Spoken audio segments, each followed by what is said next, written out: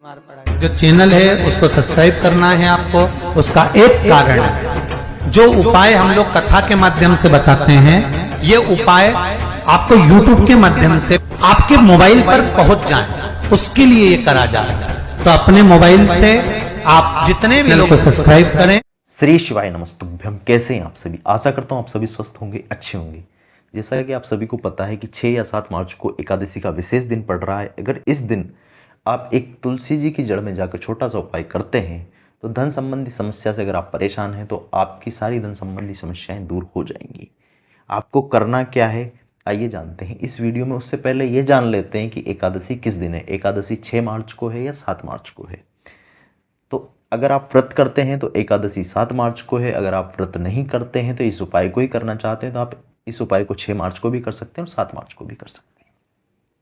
जैसा कि आप सभी को पता है कि किसी भी उपाय को करने के लिए हमें कुछ ना कुछ सामग्री की आवश्यकता होती है। इस उपाय को करने के लिए भी हमें आवश्यकता होगी थोड़ी सी हल्दी की और गंगा जल की। आपके घर में जहाँ पर भी तुलसी जी का पौधा लगा हुआ है, चाहे गमले में लगा हुआ है, चाहे ज़मीन पे लगा हुआ है, चाहे आपके गार्डन में लगा हुआ है, वहाँ पर इस उपाय को आपको करना है। आपको ले लेनी है एक कटोरी लेके आपको कटोरी हल्दी और गंगा जल लेके आपको चले जाना है तुलसी जी के पौधे के पास या गमले के पास। विशेष चीज़ ये ध्यान रखना, एकादशी के दिन आप इस उपाय को कर रहे हैं, इसलिए ध्यान रखिएगा कि एकादशी के दिन तुलसी जी को नहीं छुआ जाता है, ना ही उसमें जल चढ़ाया जाता है। आपको क्या करना है, तुलसी जी के गमले के पास जाना है। अब इस उपाय को कैसे करना है, क्योंकि पौधे को छूना नहीं है, तुलसी जी के को जल उसमें डालना नहीं है, तो आपको तुलसी जी के पौधे से थोड़ा दूर कटोरी को रख लेना है, थोड़ा सा दूर, उसमें हल्दी डाल लेना है। उसके बाद एक चुटकी हल्दी, ज़्यादा हल्दी की आवश्यकता नहीं है।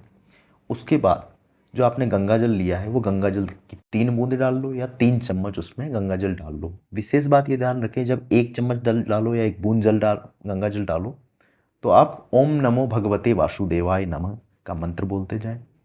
दूसरी बार फिर डालें, फिर बोले ओम नमो भगवते वासुदेवाय नमः। तीसरी बार फिर जल डालें, फिर बोले ओम नमो भगवते वासुदेवाय नमः। फिर तुलसी जी को प्रणाम करें, अपने मन की मनोकामनाएं बोले और उस कटोरी को जिसमें हल्दी डली हुई है और जिस पे आपने गंगा जल डाला है उस कटोरी को उठाएं और अपने घर में कहीं भी किसी भी स्थान पर रख दें, स्वच्छ स्थान पर।